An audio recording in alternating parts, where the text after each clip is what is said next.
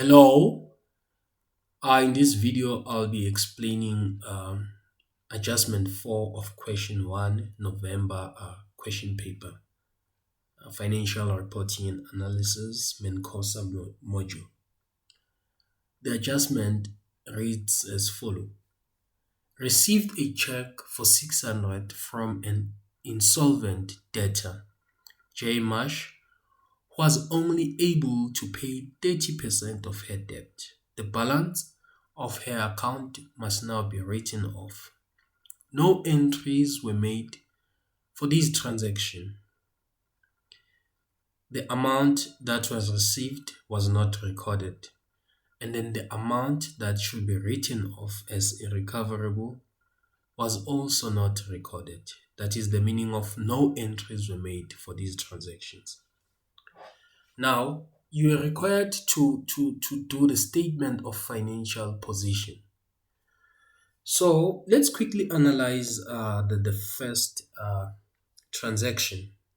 Received a check for 600. Received a check.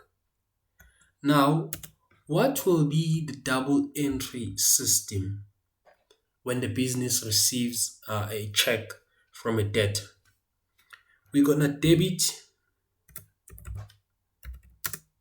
bank. Debit bank, you are receiving cash, your bank will increase. When we debit bank, it means the bank account increases. Remember, bank is an asset. Assets increase on the debit side. So we're gonna debit bank with 600 rands. What will be the contra account? We're gonna credit debtors control. Remember, when debtors are settling their account, their debts, the amount that they owe, it decreases. So the amount of debtors control will decrease by 600 because a debtor paid. So once you pay your debt, your balance decreases. The amount that you owe, it decreases. So we're gonna credit debtors control.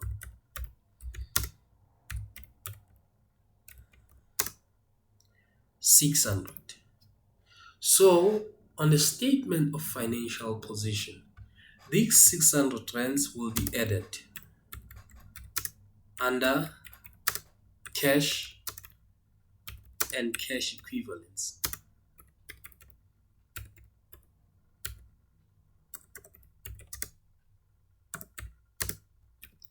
And then what about these other 600? It will be subtracted under trade and other receivable. Subtracted from trade and other receivables. It's a payment from debtors. When debtors pay their account, the amount they owe, it decreases. So the 600 will be deducted. All right. Now, what about the second transaction? It says, who was only able to pay 30% of her debt. So this 600 rands, it's not the full amount that this debtor owed. This 600 rands, it's only 30% of the total amount.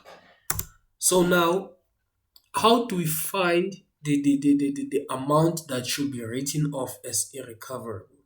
How do we find the other portion of the total debt? All right. We're gonna make use of the want over have formula. Want over have formula. We're gonna look for 70% because if the debtor was able to pay 30%, it means the other portion, the other remaining portion should be written off. So this debtor was able to pay 30%. So the remaining balance, which is 70%, should be written off.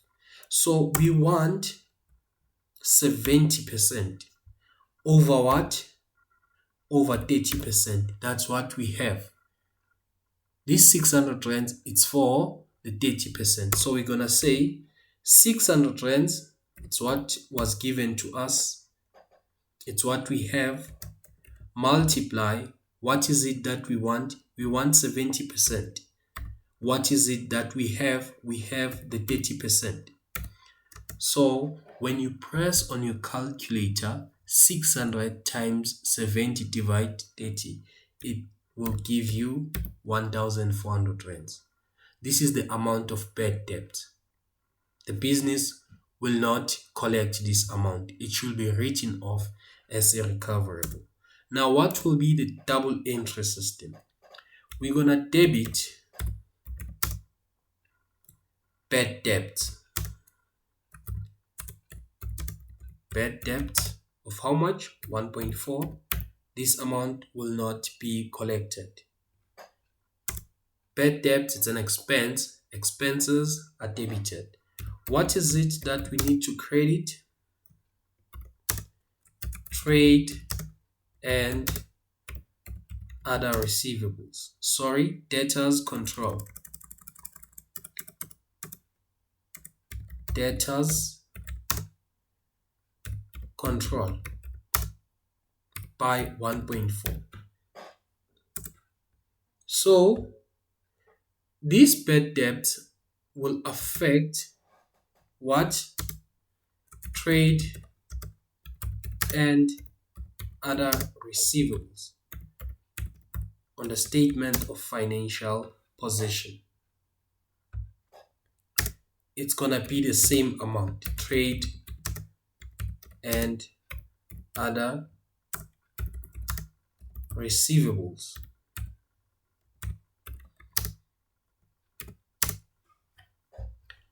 So under trade and other receivables, you're gonna deduct 1.4.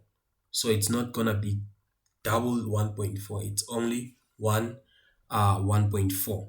So this will be your statement of financial position.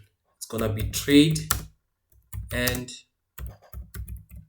other receivables. You're gonna take the amount of debtors control that is given to you minus the 600 on the first transaction minus the 1.4. And then under cash and cash equivalents, you're gonna take the amount of bank that is given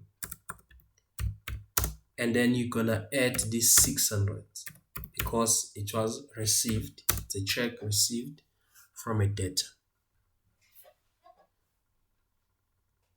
All right, thank you very much. For more information and more consultation, contact me on this number. Thank you very much.